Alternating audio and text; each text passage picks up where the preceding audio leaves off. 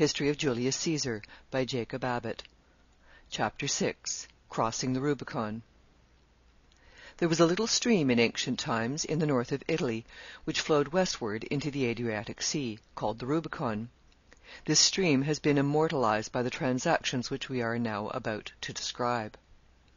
The Rubicon was a very important boundary, and yet it was in itself so small and insignificant that it is now impossible to determine which of 2 or 3 little brooks here, running into the sea, is entitled to its name and renown. In history, the Rubicon is a grand, permanent, and conspicuous stream, gazed upon with continued interest by all mankind for nearly 20 centuries. In nature, it is an uncertain rivulet, for a long time doubtful and undetermined, and finally lost.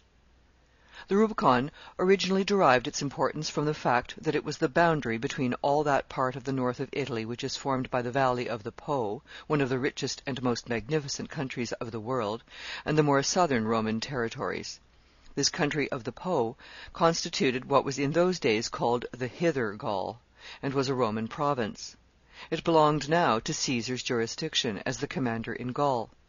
All south of the Rubicon was territory reserved for the immediate jurisdiction of the city. The Romans, in order to protect themselves from any danger which might threaten their own liberties from the immense armies which they raised for the conquest of foreign nations, had imposed on every side very strict limitations and restrictions in respect to the approach of these armies to the capital. The Rubicon was the limit on this northern side. Generals commanding in Gaul were never to pass it. To cross the Rubicon with an army on the way to Rome was rebellion and treason. Hence the Rubicon became, as it were, the visible sign and symbol of civil restriction to military power. As Caesar found the time of his service in Gaul drawing toward a conclusion, he turned his thoughts more and more toward Rome, endeavoring to strengthen his interest there by every means in his power, and to circumvent and thwart the designs of Pompey. He had partisans in Rome who acted for him and in his name. He sent immense sums of money to these men, to be employed in such ways as would most tend to secure the favor of the people. He ordered the Forum to be rebuilt with great magnificence. He arranged great celebrations in which the people were entertained with an endless succession of games, spectacles, and public feasts. When his daughter Julia, Pompey's wife, died, he celebrated her funeral with indescribable splendor. He distributed corn in immense quantities among the people, and he sent a great many captives home, to be trained as gladiators, to fight in the theatres for their amusement. In many cases, too, where he found men of talents and influence among the populace, who had become involved in debt by their dissipations and extravagance, he paid their debts, and thus secured their influence on his side. Men were astounded at the magnitude of these expenditures, and while the multitude rejoiced thoughtlessly in the pleasures thus provided for them, the more reflecting and considerate trembled at the greatness of the power which was so rapidly rising to overshadow the land. It increased their anxiety to observe that Pompey was gaining the same kind of influence and ascendancy too. He had not had the advantage which Caesar enjoyed in the prodigious wealth obtained from the rich countries over which Caesar ruled, but he possessed, instead of it, the advantage of being all the time at Rome, and of securing by his character and action there a very wide personal popularity and influence. Pompey was, in fact, the idol of the people. At one time, when he was absent from Rome, at Naples, he was taken sick. After being for some days in considerable danger, the crisis passed favorably, and he recovered. Some of the people of Naples proposed a public thanksgiving to the gods to celebrate his restoration to health. The plan was adopted by acclamation, and the example thus set extended from city to city until it had spread throughout Italy, and the whole country was filled with the processions, games, shows, and celebrations which were instituted everywhere in honor of the event. And when Pompey returned from Naples to Rome, the towns on the way could not afford room for the crowds that came forth to meet him. The high roads, the villages, the ports, says Plutarch, were filled with sacrifices and entertainments. Many received him with garlands on their heads and torches in their hands, and as they conducted him along, strewed the way with flowers. In fact, Pompey considered himself as standing far above Caesar in fame and power, and this general burst of enthusiasm and applause, educed by his recovering from sickness, confirmed him in this idea. He felt no solicitude, he said, in respect to Caesar. He should take no special precautions against any hostile designs which he might entertain on his return from Gaul. It was he himself, he said, that had raised Caesar up to whatever elevation he had attained, and he could put him down even more easily than he had exalted him. In the meantime, the period was drawing near in which Caesar's command in the provinces was to expire, and anticipating the struggle with Pompey which was about to ensue, he conducted several of his legions through the passes of the Alps, and advanced gradually, as he had a right to do, across the country of the Po toward the Rubicon, revolving in his capacious mind as he came the various plans by which he might hope to gain the ascendancy over the power of his mighty rival, and make himself supreme. He concluded that it would be his wisest policy not to attempt to intimidate Pompey by great and open preparations for war, which might tend to arouse him to vigorous measures of resistance, but rather to cover and conceal his designs, and thus throw his enemy off his guard. He advanced, therefore, toward the Rubicon with a small force.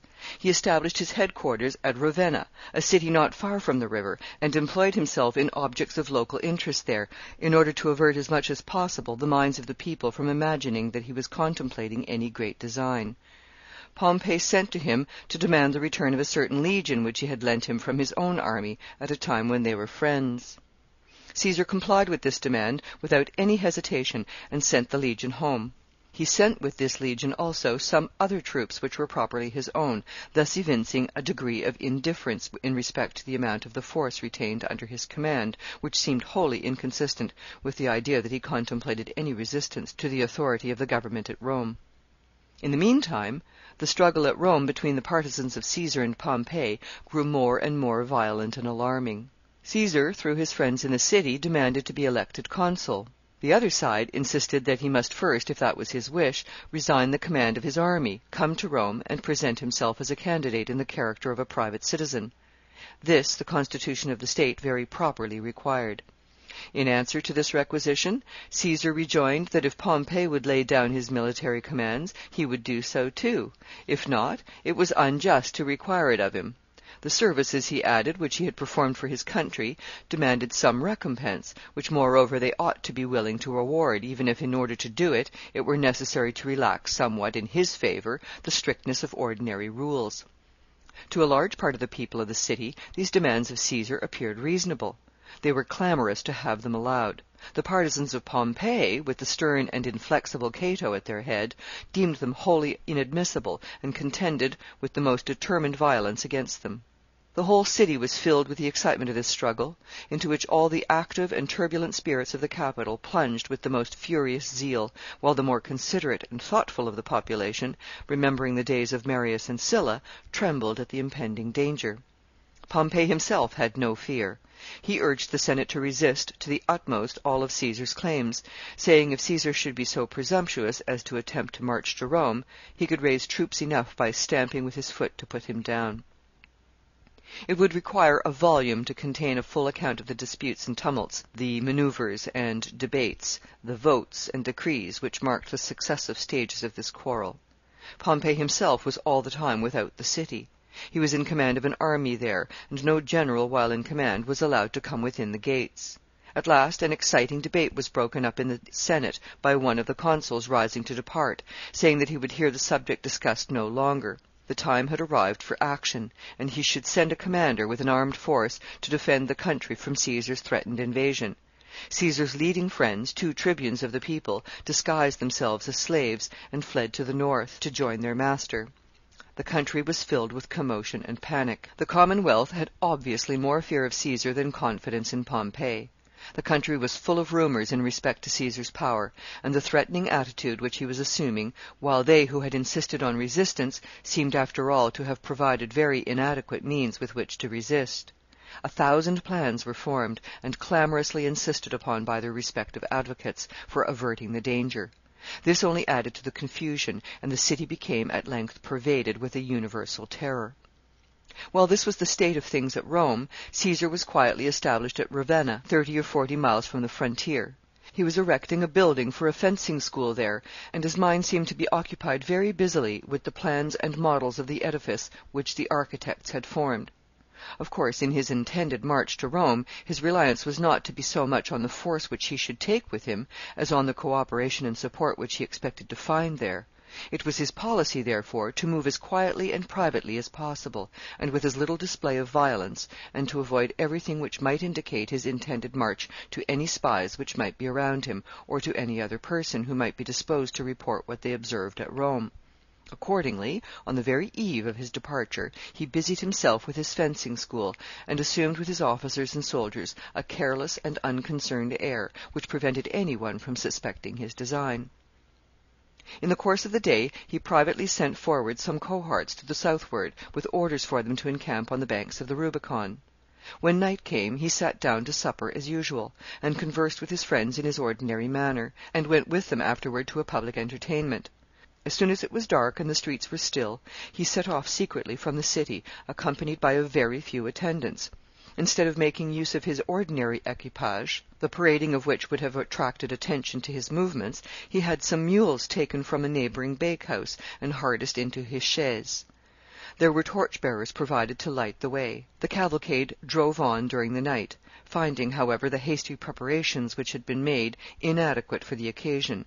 The torches went out, the gods lost their way, and the future conqueror of the world wandered about bewildered and lost, until just after break of day the party met with a peasant who undertook to guide them. Under his direction they made their way to the main road again, and advanced then without further difficulty to the banks of the river, where they found that portion of the army which had been sent forward encamped, and awaiting their arrival. Caesar stood for some time upon the banks of the stream, musing upon the greatness of the undertaking in which simply passing across it would involve him. His officer stood by his side. "We can retreat now," said he, "but once across that river, and we must go on." He paused for some time, conscious of the vast importance of the decision, though he thought only, doubtless, of its consequences to himself. Taking the step which was now before him would necessarily end either in his realizing the loftiest aspirations of his ambition, or in his utter and irreparable ruin. There were vast public interests, too, at stake, of which, however, he probably thought but little. It proved in the end that the history of the whole Roman world for several centuries was depending upon the manner in which the question now in Caesar's mind should turn. There was a little bridge across the Rubicon at the point where Caesar was surveying it. While he was standing there, the story is, a peasant or shepherd came from the neighbouring fields with a shepherd's pipe, a simple musical instrument made of a reed and used much by the rustic musicians of those days. The soldiers and some of the officers gathered around him to hear him play. Among the rest came some of Caesar's trumpeters, with the trumpets in their hands.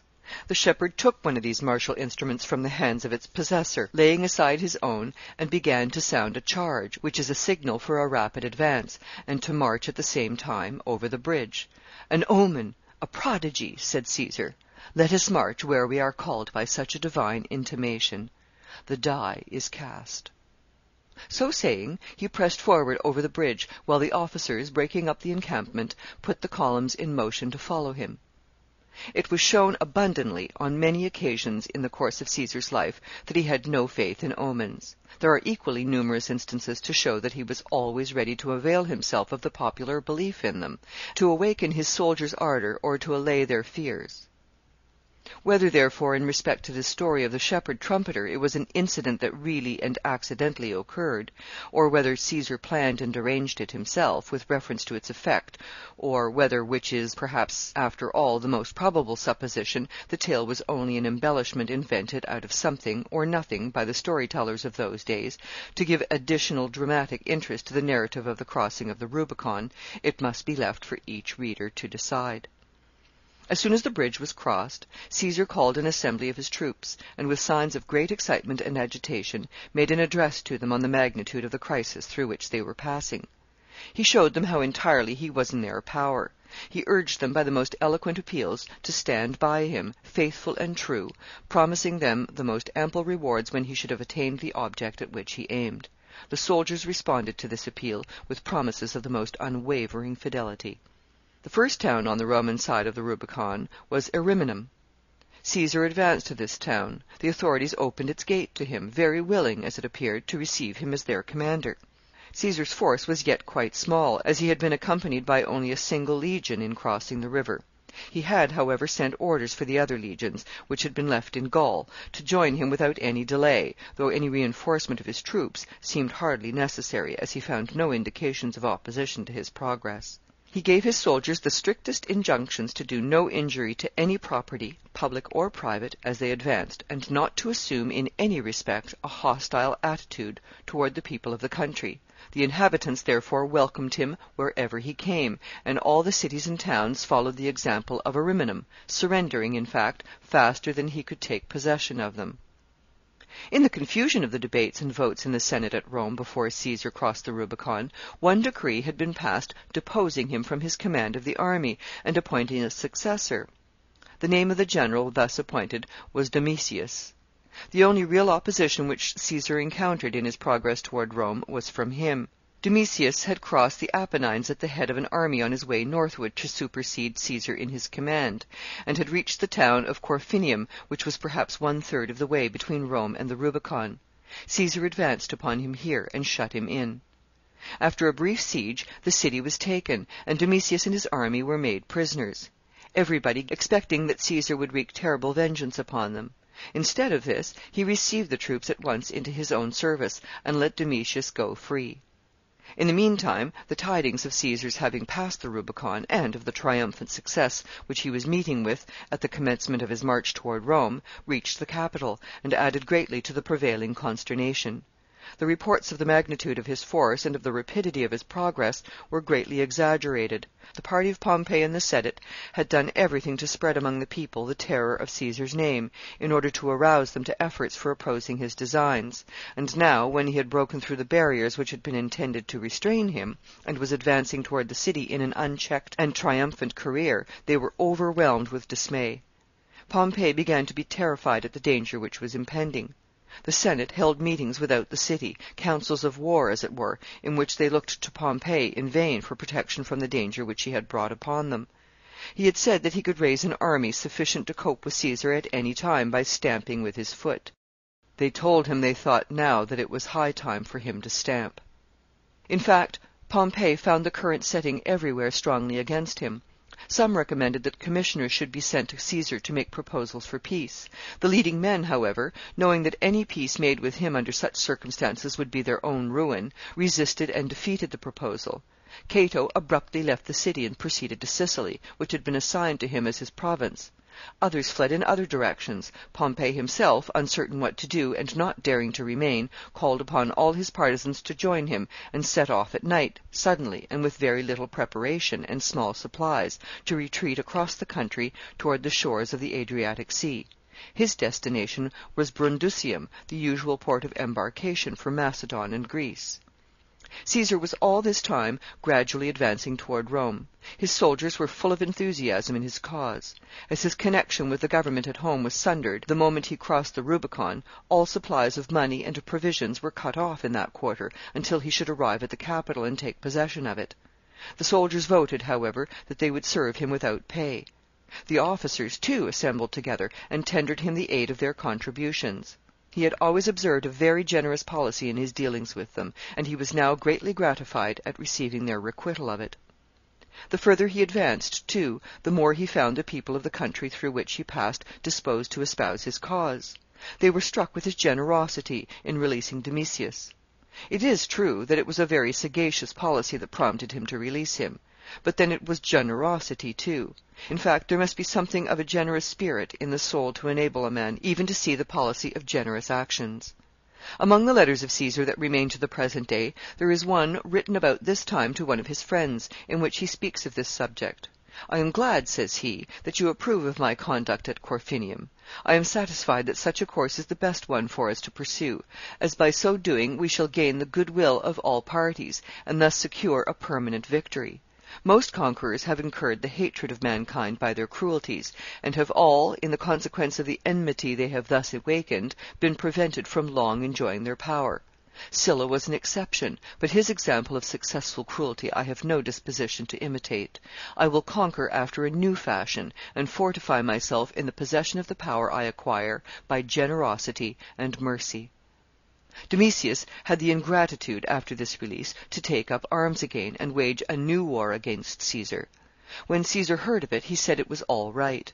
"I will act out the principles of my nature," said he, "and he may act out his."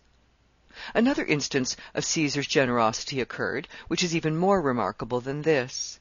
It seems that among the officers of his army there were some whom he had appointed at the recommendation of Pompey, at the time when he and Pompey were friends. These men would of course feel under obligations of gratitude to Pompey, as they owed their military rank to his friendly interposition in their behalf.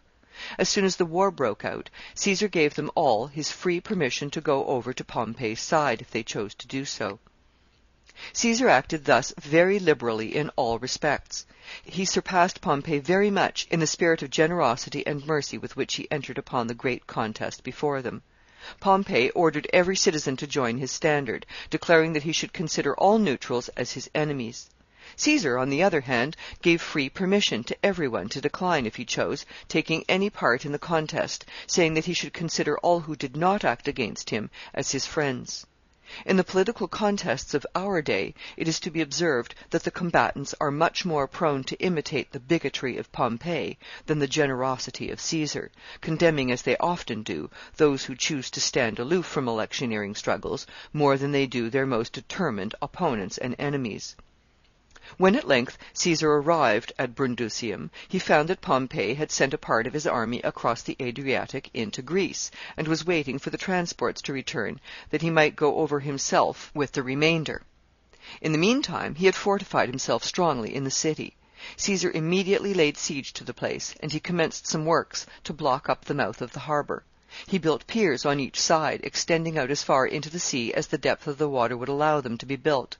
He then constructed a series of rafts, which he anchored on the deep water, in a line extending from one pier to the other. He built towers upon these rafts, and garrisoned them with soldiers, in hopes by this means to prevent all egress from the fort. He thought that when this work was completed, Pompey would be entirely shut in, beyond all possibility of escape. The transports, however, returned before the work was completed. Its progress was of course slow, as the constructions were the scene of a continued conflict, for Pompey sent out rafts and galleys against them every day, and the workmen had thus to build in the midst of continual interruptions, sometimes from showers of darts, arrows, and javelins, sometimes from the conflagrations of fire-ships, and sometimes from the terrible concussions of great vessels of war, impelled with prodigious force against them. The transports returned, therefore, before the fences were complete, and contrived to get into the harbor. Pompey immediately formed his plan for embarking the remainder of his army. He filled the streets of the city with barricades and pitfalls, excepting 2 streets which led to the place of embarkation. The object of these obstructions was to embarrass Caesar's progress through the city, in case he should force an entrance while his men were getting on board the ships. He then, in order to divert Caesar's attention from his design, doubled the guards stationed upon the walls on the evening of his intended embarkation, and ordered them to make vigorous attacks upon all Caesar's forces outside. He then, when the darkness came on, marched his troops through the 2 streets which had been left open, to the landing place, and got them as fast as possible on board the transports. Some of the people of the town contrived to make known to Caesar's army what was going on, by means of signals from the walls. The army immediately brought scaling ladders in great numbers, and, mounting the walls with great ardor and impetuosity, they drove all before them, and soon broke open the gates and got possession of the city. But the barricades and pitfalls, together with the darkness, so embarrassed their movements that Pompey succeeded in completing his embarkation and sailing away. Caesar had no ships in which to follow. He returned to Rome. He met, of course, with no opposition. He re-established the government there, organized the Senate anew, and obtained supplies of corn from the public granaries, and of money from the city treasury in the capital. In going to the Capitoline Hill after this treasure, he found the officer who had charge of the money stationed there to defend it. He told Caesar that it was contrary to law for him to enter. Caesar said that for men with swords in their hands there was no law. The officer still refused to admit him.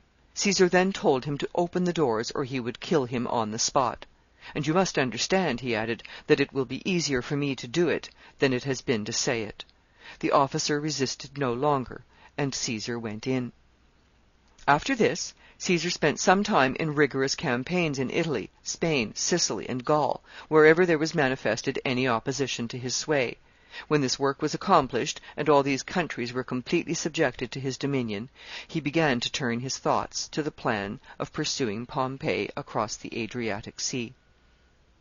Chapter 7.